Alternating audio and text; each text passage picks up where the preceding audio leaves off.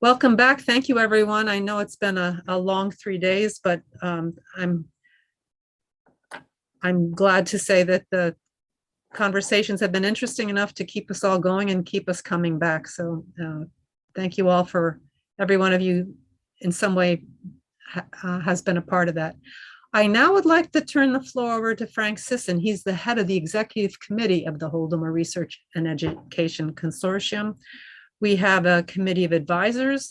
We turn to them individually and meet as a group from time to time to discuss future directions of the work of HREC. And Frank Sysyn is involved in all of our major decisions. That's what new opportunities we create, what conferences we decide to pursue. And he's given much thought to what it is we do and where we're going from here. And I will now turn the floor to Frank Sysyn. Frank, the floor is yours. Thank you. Okay, I want to first of all, thank you all. This has been a tremendous conference in many ways for me, to have the opportunity to hear so many of you, so many diverse voices, organized generally around the issue of narrative, and also trying to address issues of social and cultural history. I realize we have been broad in our interpretation. We have tried to be as inclusive as possible. This in the Zoom world is now much more feasible than it would have been in a traditional conference format. And of course, it also involves us in all kinds of other issues, such as time zones and when we can gather. So there are the great pluses and minuses of it. So what I'd like to do today is do a little bit, since much of this was about ego, history, narrative. I am going to risk boring you by doing a little bit of self-narrative, but also a bit of narrative about HREC. HREC, as you know, has existed at least full scale from 2013. That is not that long ago, but I already begin to fear that elements of its history will be lost unless we go through some proper identification and are able to document that in a way. I will later ask you, we'll see if how many of you know why we came out being the Holodomor Research and Education Consortium and have the abbreviation HREC. That is something that we know internally. Some of you may know if we tell you it, but it is a good story if some of you are interested. But first, I'll tell you the short narrative. Valentina, devoted to studying the Holodomor, educating a whole generation on it, knew that there was a possibility to go to her friend Jim Temerte and his foundation, who also came from a family of Holodomor survivors, and seek support for her educational activities, but also she understood the name for research, the reason for research. So she informed Frank that it was his obligation to put together a grant application to the Temerte Foundation, because after all, if you are a historian of Ukraine, no matter what period you specialize, and most of my specialities have been in the 17th and 16th century, it is still your duty, nationalny obowiązek, to do such things. And therefore, Frank turned to Marta, with whom he had worked many years ago at the Harvard Ukrainian Research Institute when she worked for the Ukrainian Studies Fund and was our publicity and outreach person at the time that Conquest book had just come out. And they then, the three, cooked up a application. Application went to the Temerte Foundation, and from that point, we have HREC. So that's the short and simple narrative. There are a lot more complexities to it, how each of us came to this, why we got involved, and it also affects tremendously how we see the matter. We are influenced both by our respective personal histories when we first encountered and knew about the Holodomor, when we changed our phraseology from the Veliki Holod or the Holod to adopt Holodomor, and what we see as needed. We also, and I think I'll speak for myself now and then not try and impose this on my colleagues, we carry the wounds of past battles on this issue that are still very much with us and influence how we deal with it.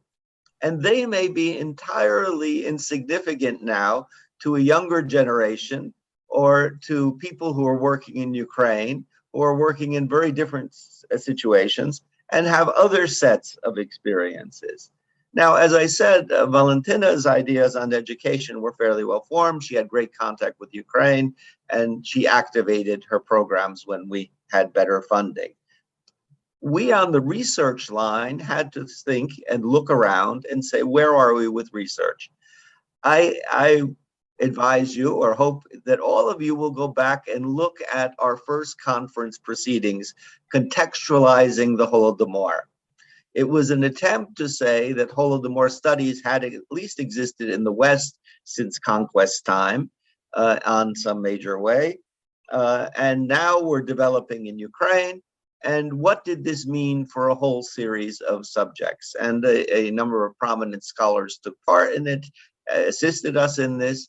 In some ways, the answers were, it hasn't yet influenced a given field. Look at Norman Neymark on genocide. You can look at Mark Van Hagen and Soviet, of Oля Andreevska and Ukrainian history. You will find various degrees where Holodomor studies were as we thought of them in 2012. Now, what do I think our real goal is with REC? It's to make a space where the Holodomor can be studied, taught, awareness can increase in it, because for so much of the time, and I think this has been repeated in many of your papers, there was no space for an event that was denied or an event that was in many ways unacceptable to whole elements of Western academia. That is, you had to fight for that space. And what we want to do is to have a space in which research can be conducted freely and without rancor, that education can go on to the best of our abilities, but with abilities to encourage that young people think and critically think about these issues.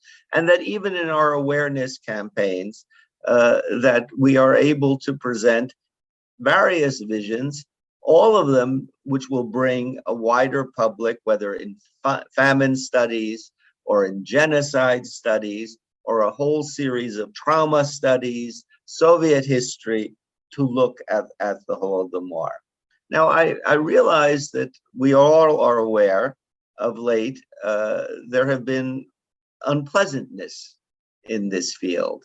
Any of you who look on our website will see our statement defending colleagues in Ukraine and arguing that the purpose of our hope is that independent Ukraine will be a place where scholars can engage in civilized and careful research and education and discuss this in a civilized and civil manner. I'm afraid of late that has not been the case. I leave it up to you to say what are the roots of this, where they come from. I know that much of the discussion of Holodomor tends to go back to the two general fields of taxonomy and metrics. And these, in some ways, overpower the field, I would argue, at certain times. Of course, the goal of this conference was to go in another direction. That is, it had a narrative theme. It had a way, therefore, of organizing to discuss cultural and social history. And above all, the goal is to make Holodomor studies not a unpleasant series of encounters, rancors, and arguments, but a place that young people will come want to come to do research because we have interesting topics and ways to follow. And many of you have demonstrated this admirably during this conference. So we are very grateful to that. We also had, I think for this, in our Zoom world, the issue of what I would call MOVA, the bridging of the world of the diaspora or international community in which the tyranny of the English language increases every day. Quebec valiantly fights against this, other such places.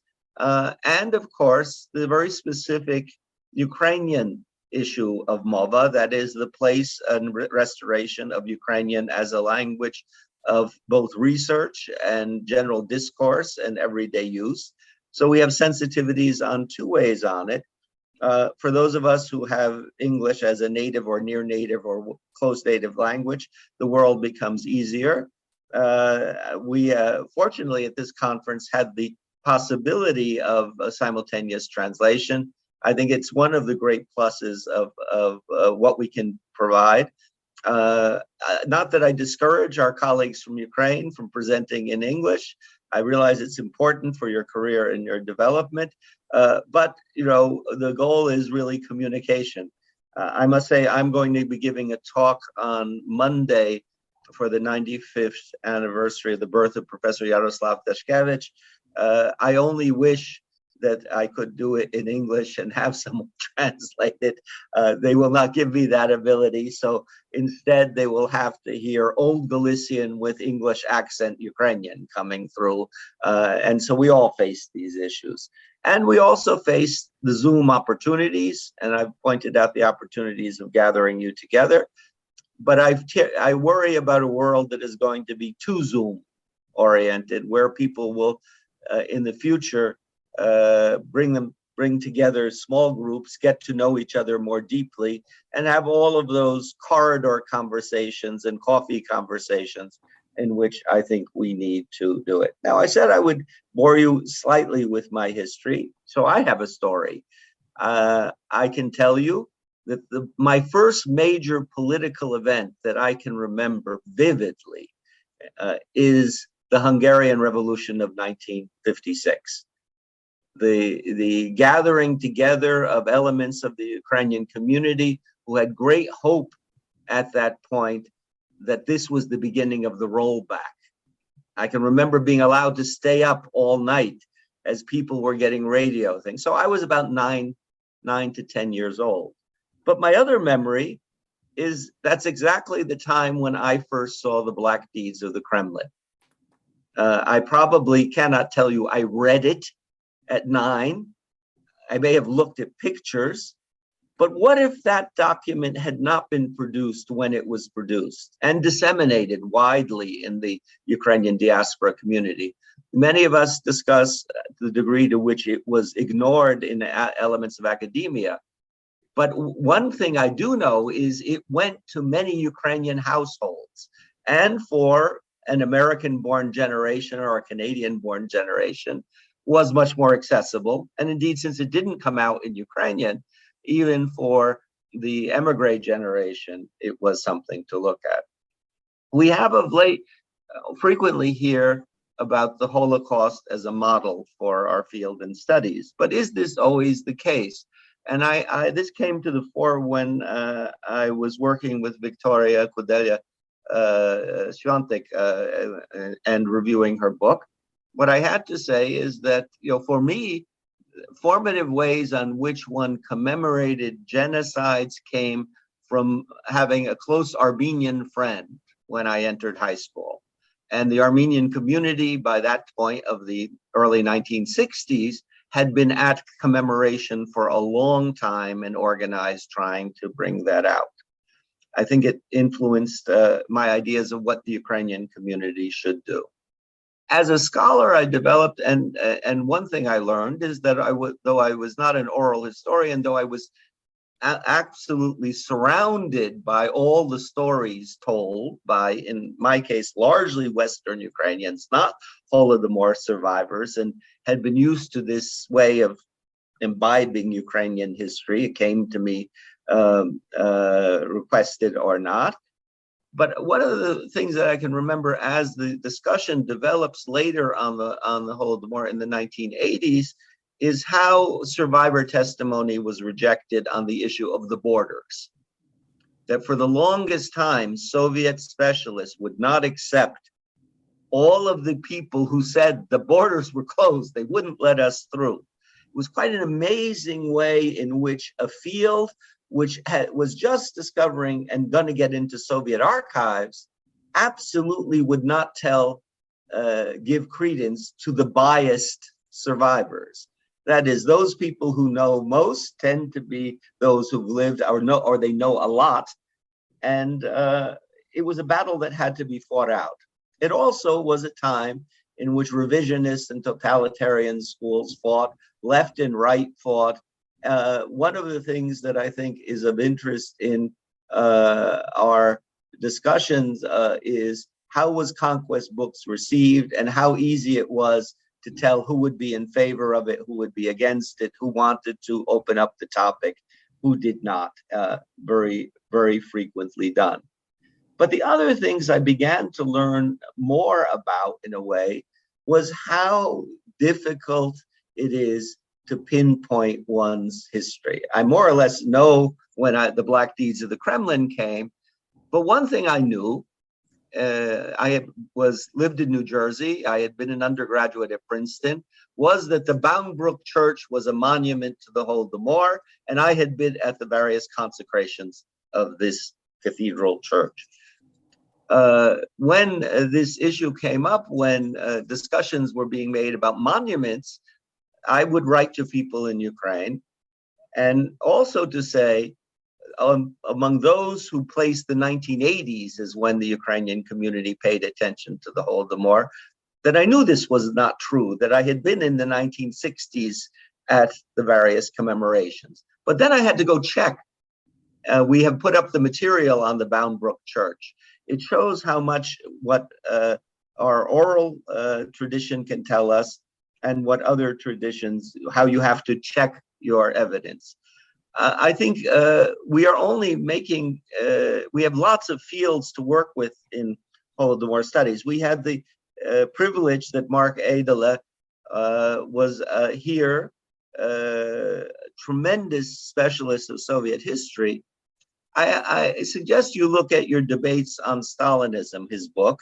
I wrote to him about this, in which he basically dates the genocide-like thesis, the national thesis about what the Holodomor was to post-World War II events.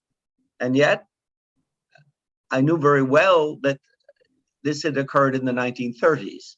And of course, we now know all of the idea that the Holodomor was not known or the famine was not known. We now know how much evidence was out. We know how much the Ukrainian community did.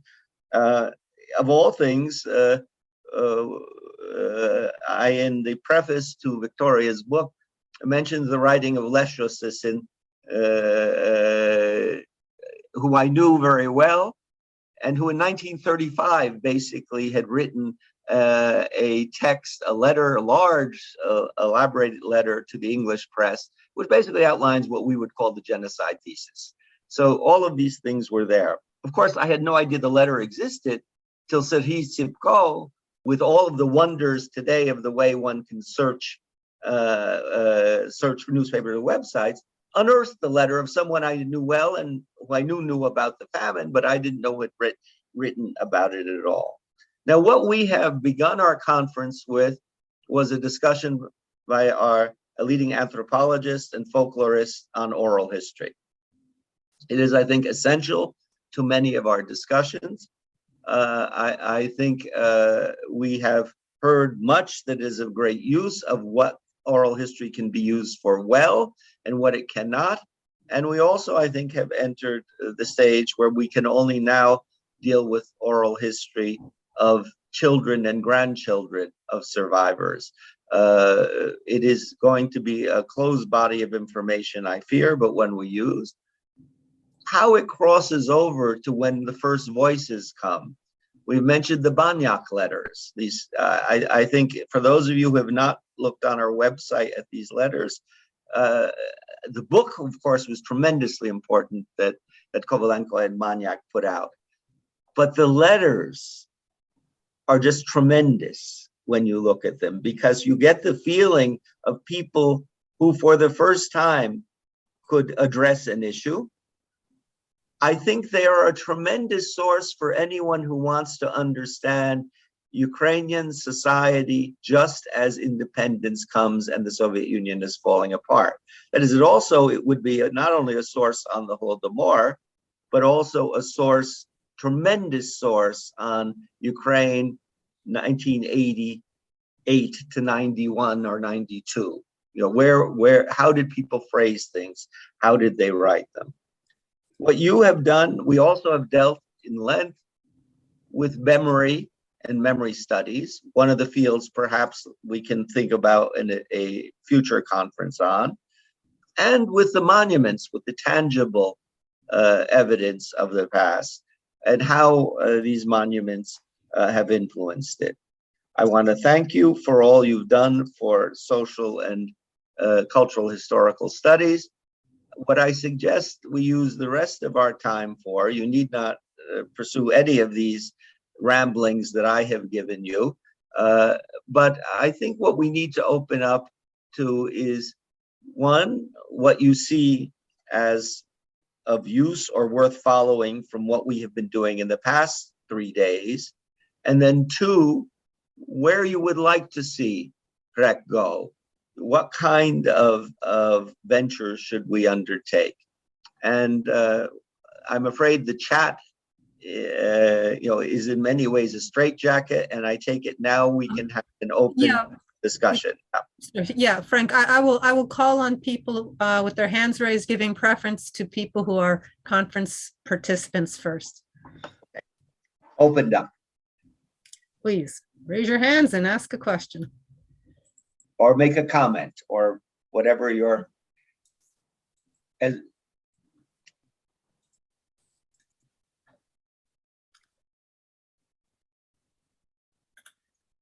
we could also use this opportunity if people have seen connections between sessions or topics that deserve further amplification, and also about what is there a natural next conference. And also, we're cognizant that 2023 will be the 90th anniversary. So there's a certain significance or planning. What do we plan for that particular year? And you can all see Tom Merklinger, our tech support, has said you can raise your hand using the reactions. Thank you. Yes, if you don't know how to raise your hand, there is a reactions tab you'll see along the bottom of the Zoom toolbar. Among the reactions, you can see an icon of a raised hand, and then you just click on that and your hand will be raised. Brent, and then I think Brent has his hand up. So, see, I'm not, now I'm in a. Okay, so Brent, I don't then see I will it. call on you. Okay. Well, we need to unmute Brent. Okay. He's good. Okay. Okay. Frank, I had a question. I just wanted to garner your thoughts. You did make one comment, which I found interesting. You mentioned that the time is now right, if I'm recalling correctly, for second and third generation perspectives and intergenerational trauma, oral histories, and so on. But I think you mentioned that you are greater concerned that those projects might stay closed. I can't remember the exact terminology you used. What did you mean by that? I don't no, I think I meant to say, and probably was off, that the survivor generation is closed to us. I didn't mean to say. Okay. Sorry about that. The other one is a new and developing field. And Okay. it's definitely a way to go on it. If one of the things I think of interest as an additional field, which I think we really have to turn to in time, is the majority of the Ukrainian community in North America does not come from descendants of Holodomor survivors.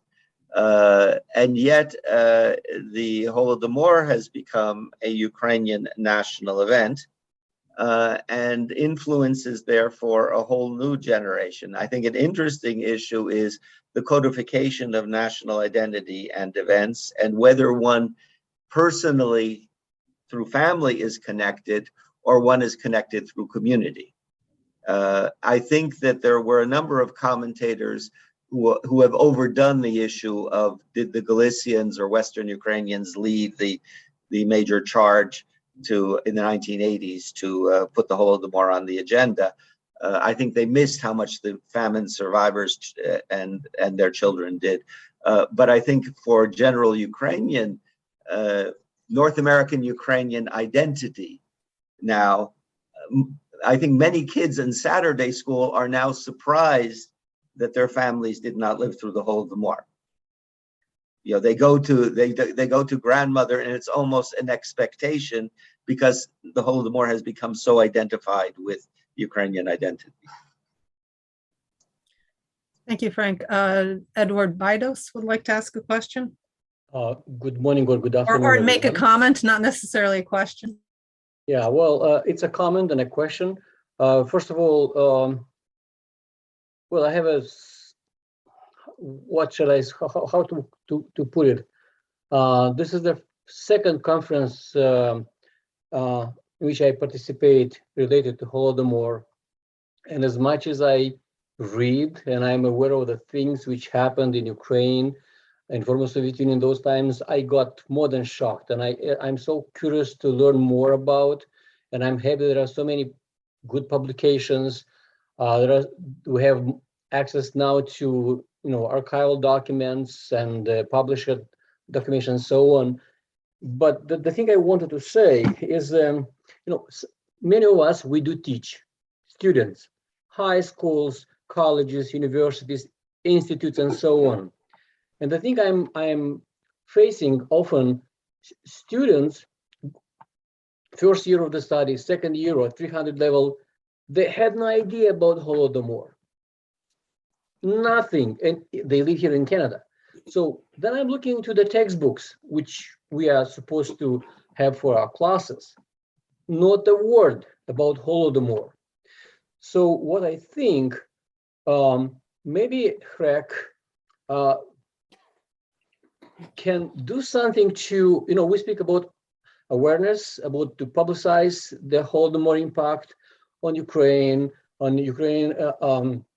identity, so on, maybe to somehow to make an input on those textbooks writings on curriculum development. So this will be, a clear part of the study program in high school, in social studies. I asked my daughter, she's grade 12, if they speak anything about like that. The only thing they speak is Holocaust, nothing about Holodomor.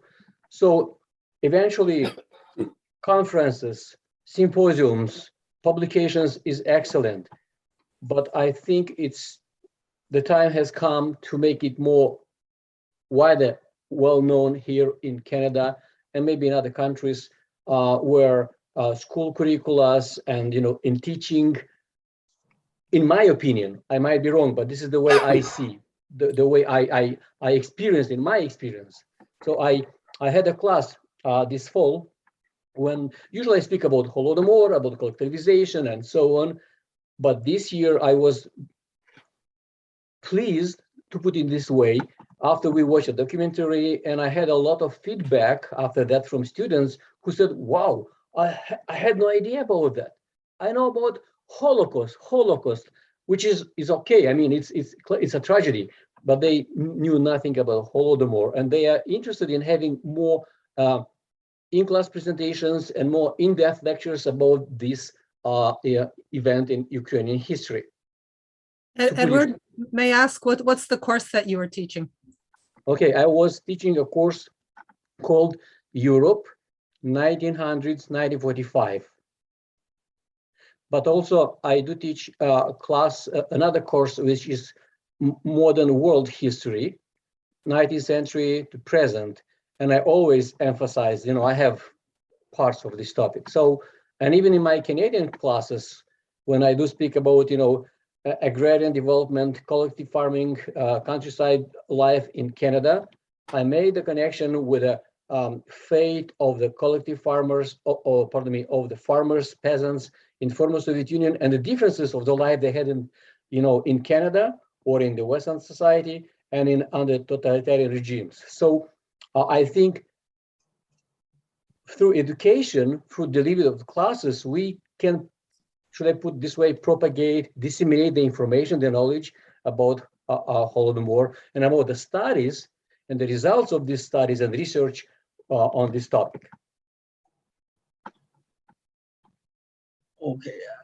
Now, I'm just looking to see if either Sophia or Valentina are on at the moment. And if they are not, then maybe Martha, could you say something about rec education? Yeah. Or no, Valentin is on, but Bogdan, I'm just going to call on Bogdan because he's had his hand up. Yeah, but to answer Edward, I want. No, okay. But we'll Okay. take it. Okay.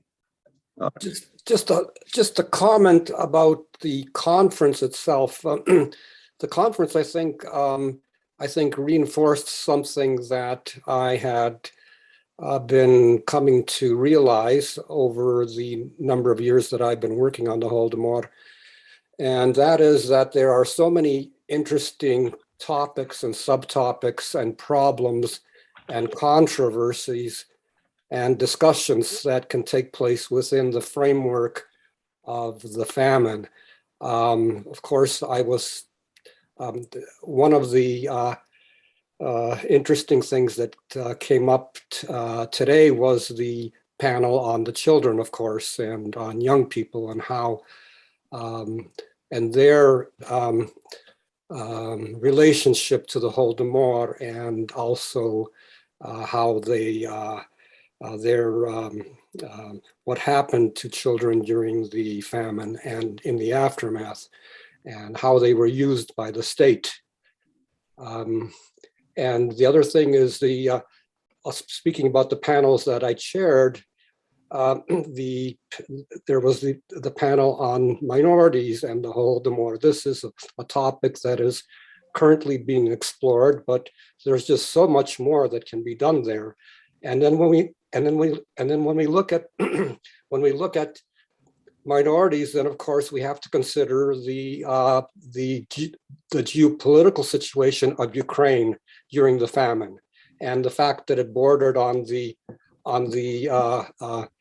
other states of Europe, and how that affected, and the interaction of those factors on the politics of Stalin and the leadership, and also how it affected the people living in the border regions. And also, Frank mentioned the Galicians. Well, the Galician Ukrainians were very much involved and knew quite a bit about the Holodomor. So that's been written on, but of course there's still more work to do there. And we know very little about the Bukovinian Ukrainians and what they were doing. We know something, but not very much. The national question, the panel I was involved in, where we had a speaker speaking on suppression of information. This is another topic that is, still deserves, I think, quite a bit of study. And then the national question, the relationship of the famine to the national question, is still something that has to be, I think, researched more in depth. So there are just so many different interesting topics that come out of the Holodomor, and I was very happy to see that some of these were addressed today, but there's just so much more to do, and we're reminded, I think, by this conference that Holodomor studies, if we can call it that, this is a young field with a lot of potential work still to be done. Okay, I think Valentina was trying to join us. I will see if she's on from a phone, which might be. Valentina, I assume you can hear us. I've hit the ask to unmute button. Okay, I don't think she's with us. I think Irina Skubiu wanted to say something. Yes, thank you, Marta, and thank you for inviting me to this conference. And I am very glad to be here at the closing panel, this closing session. And I have just like more sort of comment, and I'm glad that, as Bogdan just mentioned, we have this very rich program and where we can see to what directions the Holodomor studies, the studies of the famine in Ukraine is going on. And I believe that like with publication of the results of this conference in some form, we will see a huge development in the nearest years, and many studies that are not involved in this conference and those who are working in Soviet studies in general will see the huge developments in this field, and this field will be acknowledged, and we will see it in the publications, in the other in the comments of our colleagues. So this impact will have effect in the coming future, I believe. And what also conference had allowed us as this platform for communication, and certainly many of us know each other already, but it is a great opportunity to engage again in the conversation and the discussion, and think about how can we work together. And I also like that this conference provides a variety of possibilities for different scholars coming from different experience and stage of their professional careers. So it is a great opportunity for everyone. And also this conference managed to come from this biases that are usually imposed on Holodomor studies as something which is very political, is only focused on political issues. And we have seen how the variety of the presentations discuss different social issues, issues of memory, issues of trauma, of social history, economical history. So we can see the complexity of this problem, and yeah, it is very helpful. And yeah, so thank you everyone who was involved in this, and thank you for supporting this research and mine in particular. Thank you, Irina, and I would like also to thank Irina, and I think John Setichka is on somewhere here, who have— Marta, can you hear me? Yes, we hear you. Okay, Yes. could I get a chance to, because Yes, I can't well, find the listen. button. Okay, just one moment, please. So Okay. just let me say, Irina and John have spearheaded the creation of HNet Ukraine. There's been HNet, I think, Soviet history in Russia, but having that tool to distribute information about opportunities, and in our case about Holodomor research opportunities, has really been a big help to be able to quickly reach many people about conferences and so on. So thank you for that. I have a message in the chat that someone is saying, I would like to hear from the young people about how they see the future of the field. So young people, there's a call out to you to please raise your hands and make a comment. And Valentina, please speak. Yes, I just wanted to address the question that Professor Edward, can't read your name, but anyway, addressed. I'm the director of education for HREC, which is the second half of what we do, research and education. We've been working with the ministries of education all across Canada to try to include the Holodomor as a topic in history and social studies curriculum. And we have been successful in 6 of the provinces so far, to a lesser or bigger, higher degree. It's not that simple. It means educating the ministers, educating the social studies coordinators, etc. It means providing teaching materials to them, something that is professionally acceptable with the latest methodologies, etc., for teaching critical and historical thinking skills. as well as dealing with human rights. So we have been doing this, and I've been working on this for 15 years already, at least. And we are proceeding, and we are working. We just, for example, were successful working with Quebec in Canada, which is setting up a special genocide guide for teachers. And we will have all the genocides that have been recognized by Canada as the topics. And I'm a consultant for the Holodomor for it. So it is happening. I mean, I wrote a book on teaching the Holodomor, for example, which is over 300 pages for teachers with basic information, lesson plans, resources, and so forth. So the information is there. And we have lots of information on the website as well, education.holodomor.ca, which is on the HREC website. So there is information. And a lot of kids are getting some information on the Holodomor. And I'm hoping that that's going to be expanded. It all takes time, unfortunately. And whenever they have a review of curriculum, even though we have had an input and we have put it before them, and they have accepted it and put it as one of the examples for human rights abuses, et cetera. As soon as they review a curriculum, unless we're there to help them and to consider the topic again, could be dropped. And that's what the people in the Holocaust do constantly. And so we have to follow in that kind of pattern. And so that is happening. We're trying to, some of the books, I wanted to thank the gentleman who spoke about the books. I was thrilled to see Filipona, for example, in that collection, and others. I have found these books as well, and we have recommended them for teachers. I have a top picks list of resources for educators, for example, from websites down to literary works that they can use in the classroom. Anyway, so if anybody wants to have any more information, I would be very happy to send you some information or come visit our website.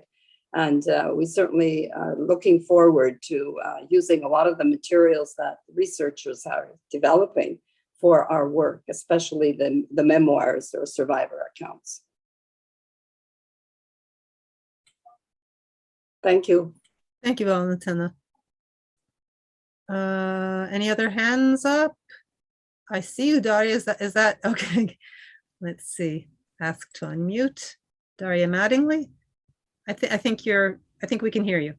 Yeah, I'd like to thank organizers for this conference and everyone who participated and was there, because it makes us share a network, and I know it's limited due to Zoom format, but nevertheless it makes one feel about just I don't know how to put it in words, but when you meet colleagues who share the same aims and the same research interests and share their findings and spark off ideas of each other, I think it's very important for the Holodomor studies in general.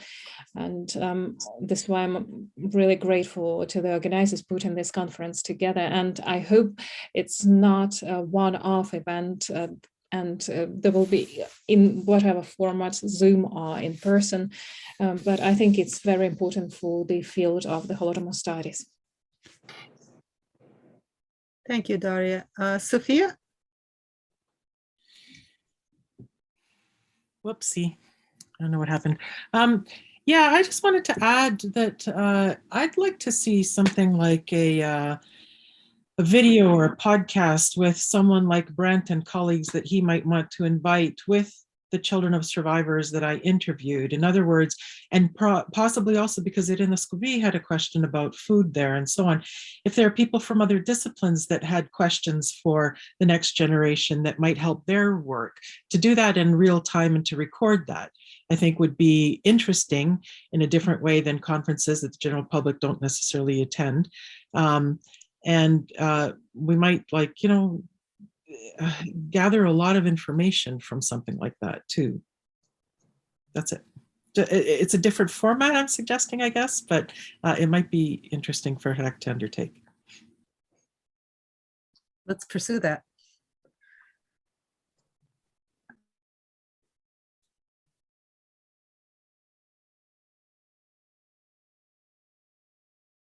Sorry, we are getting close to 4 o'clock. I'm going to do another sweep, looking for questions.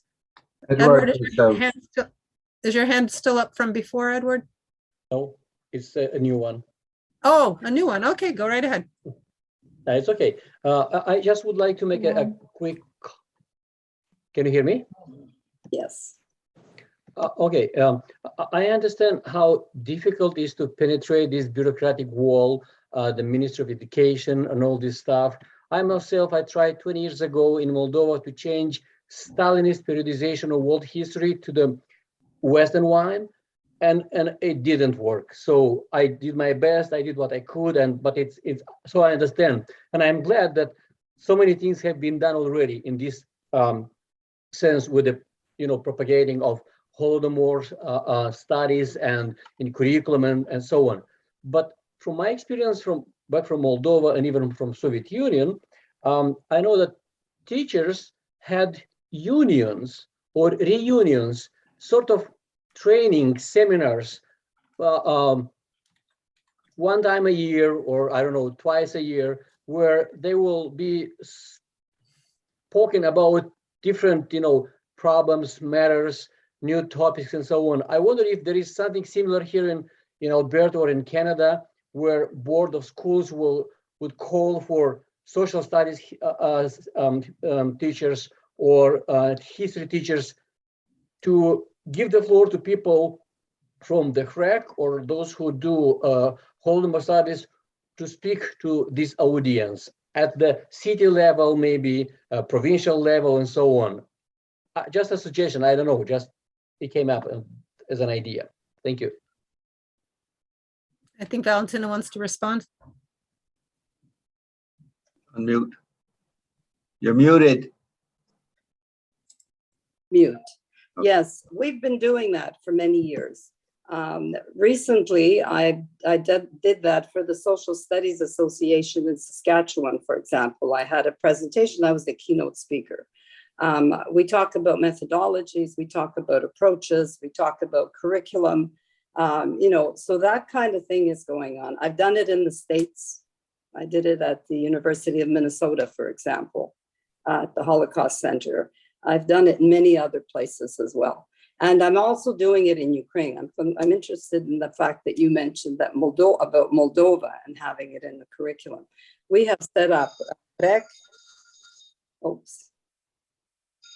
HREC has set up a special summer school for teachers in Ukraine to study how to teach the Holodomor. And we run it, and we have materials for them. So that is an ongoing thing and something that is very preferred. And teachers have to take professional development courses. Igor, shut it off.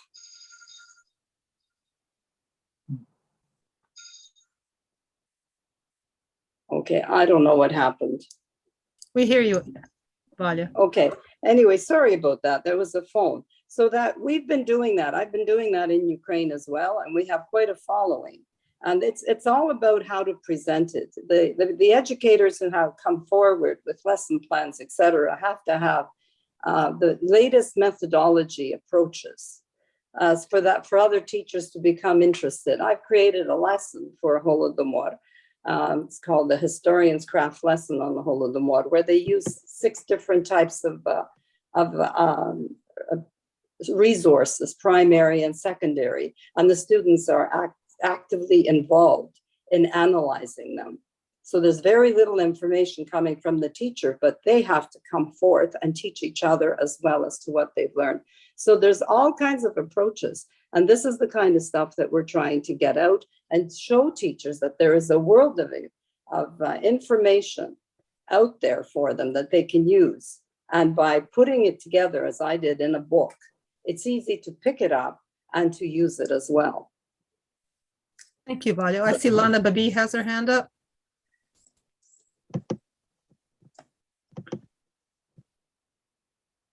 I had to step away a little bit, so hopefully I'm not saying something that somebody else has already spoken about, but just speaking personally, I have found this to be an incredibly interesting, informative conference. It has, I've gained so much, and I really cannot wait until the recording comes out, and I can go back and take some notes from things that people have said that I wasn't able to catch in the process. And some people have presented wonderful PowerPoints. And again, that would be wonderful if those could be shared. I think the depth, the interrelationships, interconnections between what people were saying from one session to another were phenomenal and really worth referring to and sharing. Thank you. Thank you, Lana. And we will be, the entire session, as you all know, has been recorded. It will be available on our website. Frank, we're getting close to 4. Did you want to say anything before I make some? I see that Oksana has her hand up. Yeah. Oh, Oksana, she not just visible, but has her hand up. Hand up, yes. It's a Okay. yellow back, so it's hard to see. Yeah. Yeah. So maybe we would unmute. Okay. Hi, can you hear me? Yes, Oksana. Okay.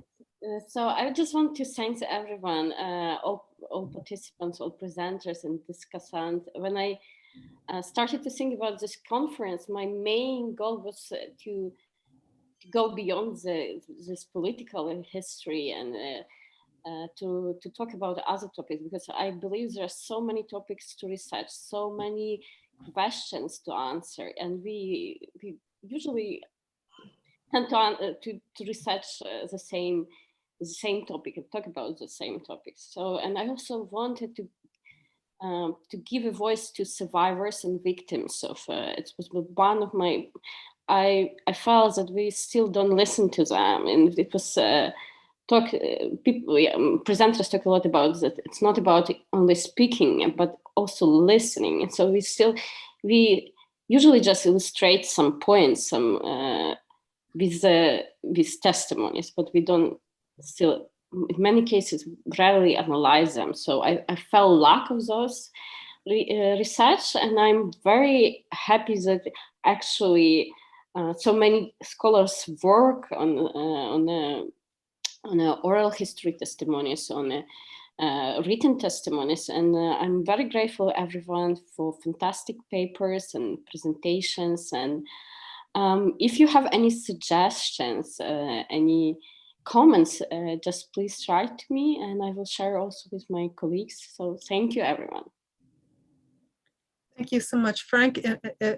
Unless you want to say anything else, I'll at this point wrap up our.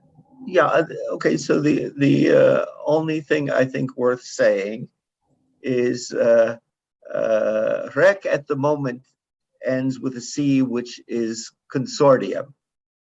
We are a program still of the Canadian Institute of Ukrainian Studies. We would love to be a center. We are getting more support for Holodomor awareness, but we still don't have the kind of endowment that a center would have. So we are grateful for the support that we have received from the Temirtay Foundation for so many years, and now from the Bazuki Foundation or Bazuki family. But the goals still have to go higher. And what I think is what gives us hope is to see how many of you researchers are out there. And also that we can cross the Atlantic. I mean, we made this whole discussion in English. We could have had some of our Ukrainian colleagues maybe speak in Ukrainian as well, because it's only in that way we're going to make the next move forward. We need a place where research is well established on an ongoing basis, and it certainly is the goal that we are aiming for. And with that, I turn. Thank you, Frank. Well, in this last few minutes, I wanted to remind, I think most of you know this, that there are a number of opportunities that are available through HREC that might apply to you directly or to people you know. You can always look at our website to learn more, but we have research grants. A competition will be announced soon with a March deadline, so do consider whether what you work on, you might be eligible.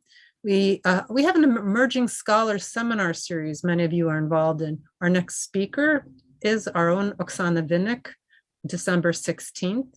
It's a closed group, very collegial, where early career scholars have an opportunity in a workshop setting to discuss a chapter or an article, and a senior scholar is invited to comment, and then there's a discussion. We have a postdoctoral fellowship in Holodomor studies. Edward Baidos is our current postdoc holder.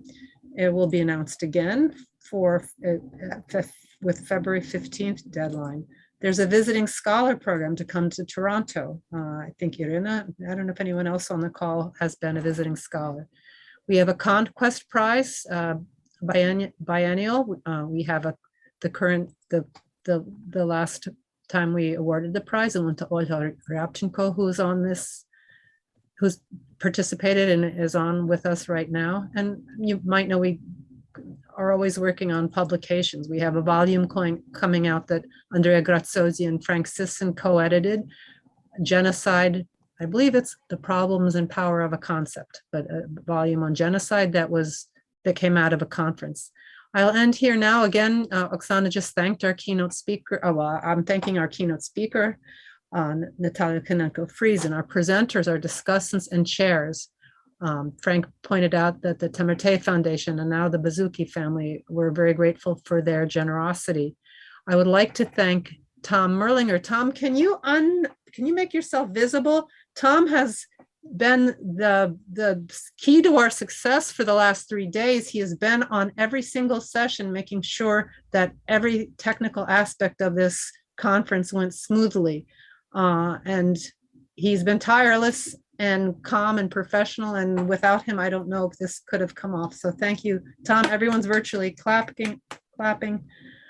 Thank you, and you're welcome. And he's even picking up some Ukrainian. And Oksana Vinnik, where is Oksana? She's off screen now. Under very difficult circumstances, she persevered, and then she's actually battling, what are we calling it, Oksana, the flu? Yeah. Yeah, I don't know.